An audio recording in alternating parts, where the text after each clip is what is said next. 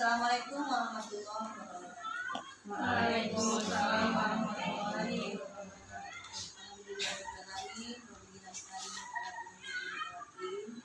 Wassalatu wassalamu ala sayyidil mursalin.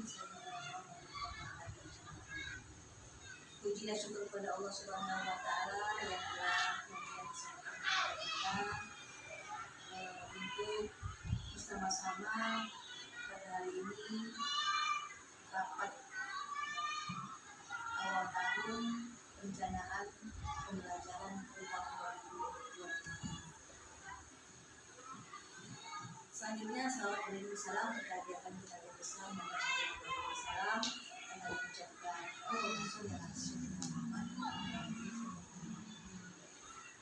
yang saya hormati Bapak Ibu beserta Bapak usaha. Alhamdulillah kita sudah berkumpul di sini. Barangkali ada beberapa guru yang belum hadir, mudah-mudahan nanti akan hadir bersama-sama. Bapak Ibu, kita akan memulai rapat ini dengan pemaparan rapor mutu pendidikan. Seperti yang sudah kita share di grup bahwa rapor mutu pendidikan rapor mutu pendidikan di tahun 2025 ada dua warna yang menghiasi rapor pendidikan kita, yaitu kuning dan hijau. Ini warnanya ada 4. Kalau yang merah itu di bawah kuning, kalau yang biru di atas hijau. Jadi jarang sekali sekolah yang memiliki warna biru. Tapi alhamdulillah kita masih ada hijaunya juga. Kalau dilihat dari tahun kemarin kita bandingkan, ini prestasinya agak menurun. Tahun lalu kita hijaunya ada 3. Sekarang ini hijaunya ada 2. Nah, dan dari hasil rapor ini, yang kuning-kuning yang kita pilih untuk diperbaiki di tahun 2025. Kita bisa lihat yang kuning ini kemampuan literasi murid, kemudian karakter murid, kemampuan numerasi murid, dan ini kualitas pembelajaran.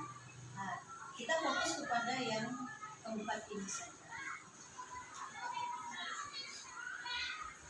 Dari rapor mutu ini, Bapak Ibu, bisa kita ambil di akunnya kepala sekolah atau akunnya tenaga kependidikan. Ya. Akun saya 1, akun Wafi 1. Tapi karena Wafi tidak ingin lagi di sini, cuma saya yang bisa membuka. Jadi ini diunduh dari rapor pendidikan. Diunduh dari situ. Laporan rapor pendidikan kita. Next. Dari rapor itu tadi Bapak Ibu, ini aplikasi yang memberikan rekomendasi, ini otomatis dari pusat memberikan rekomendasi perbaikan untuk kita. Ya. Rekomendasinya ini banyak, ada beberapa lembar ini, sekitar 20 lembar ada. Cuma saya ambil 4 saja yang penting. Ini udah di fresh lagi, jadi fresh. Dari rekomendasi ada yang namanya rekomendasi prioritas. Apa saja itu? Ini kemampuan literasi, karakter,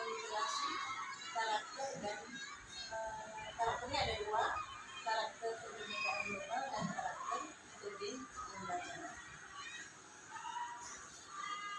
Jadi kita mengambil langkah itu Bapak Ibu, membuat program harus berdasarkan rapor mutu pendidikan yang sudah dipaparkan di slide ini yang saya ambil, saya unduh dari rapor mutu. Next,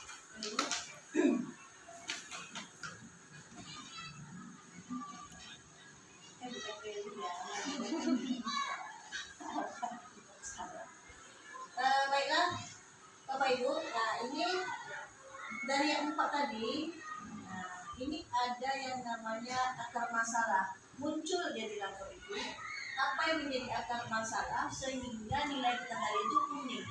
Ya. Kemudian ada di sini kegiatan benahi, jadi dari masalah-masalah yang tadi itu ada prioritas untuk kita benahi, kita perbaiki di program pembelajaran tahun 2025. Di sini yang pertama, peningkatan kemampuan guru untuk memahami aljabar berkaitan erat dengan kemampuan numerasi visual serta secara keseluruhan. Kemudian di sini ada penjelasan implementasi kegiatannya. Kepala Satuan Pendidikan dan guru berperan aktif melalui kegiatan pelatihan, diskusi pada komunitas belajar mandiri, memanfaatkan berbagai sumber belajar dan kegiatan lain yang menunjang peningkatan pembelajaran. Kemudian apakah kegiatan membutuhkan biaya? Ya, ada 2 kemungkinan. Tidak, karena kita masih mengoptimalkan pemanfaatan pembel sekolah. Kemudian apakah yang membutuhkan biaya? Iya, karena kita membutuhkan biaya internet, kemudian transport MDMP, MKKS, dan lain-lain. Lainnya butuh biaya.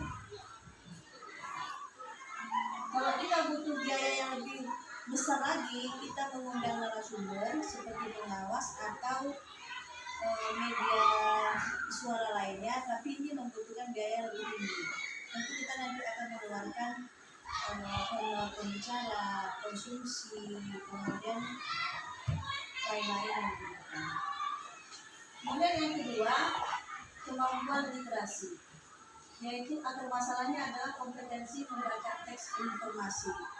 Ya, saya di sini karena kebanyakannya siswa, bahkan juga ada sebagian guru yang ketika membaca literasinya itu tidak diserap dengan maksimal, sehingga mungkin salah pemahaman dalam tersebut. Ya.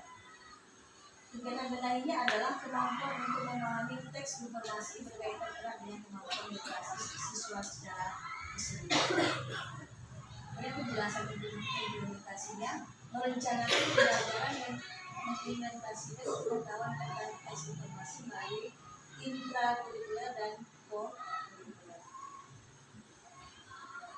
Kemudian apakah di sini membutuhkan biaya?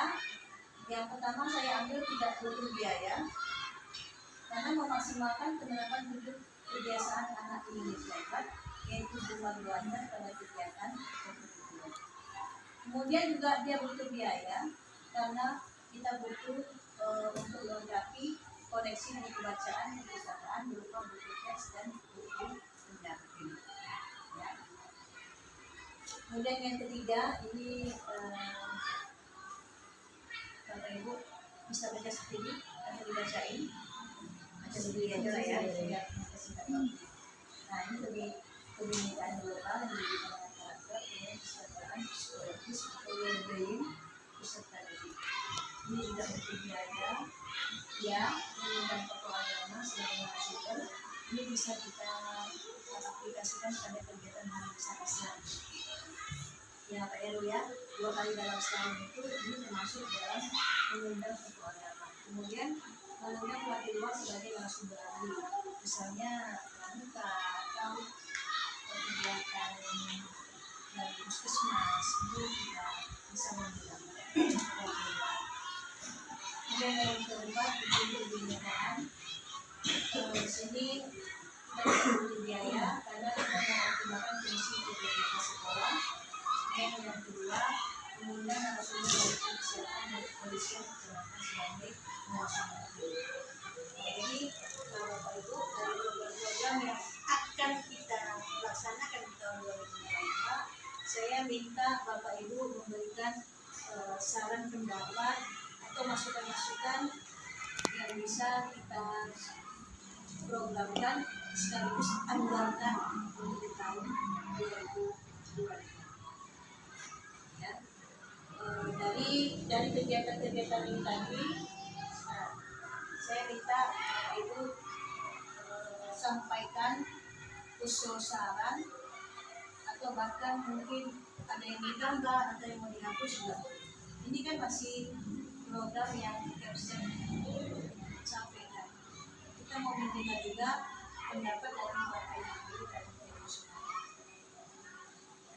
Silakan Bapak Ibu yang mau mengatakan angkat tangan.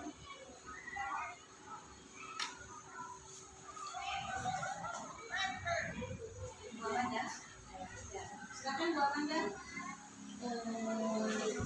Saya di sini ngedukung guru bahasa ya Bu ya.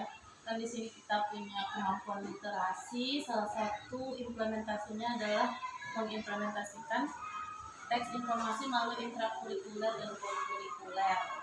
Nah, salah satunya adalah memaksimalkan penerapan 7 kebiasaan hari Indonesia Hebat. Jadi kan kita dalam perencanaan ada merencanakan untuk kurikuler kita menerapkan 7 kebiasaan Indonesia Hebat, salah satunya di dalam gemar belajar adalah literasi. Nah, jadi saya mengusulkan kegiatannya, ini saya ada melihat referensi dari media sosial waktu itu kegiatan di sekolah lain. Untuk kegiatan literasinya itu anak-anak itu diminta untuk membaca buku, kemudian merangkum atau membuat sinopsis atau ringkasan, kemudian dia sampaikan di depan teman-temannya yang lain menggunakan beragam bahasa gitu. Ada bahasa Indonesia, ada bahasa Inggris, ada bahasa daerah, bahasa Jawa, bahasa Melayu, ada yang menggunakan bahasa Jepang juga saat itu. Jadi menurut saya itu kok sangat menarik gitu juga untuk dilaksanakan di sekolah kita untuk membantu meningkatkan kemampuan literasi anak-anak.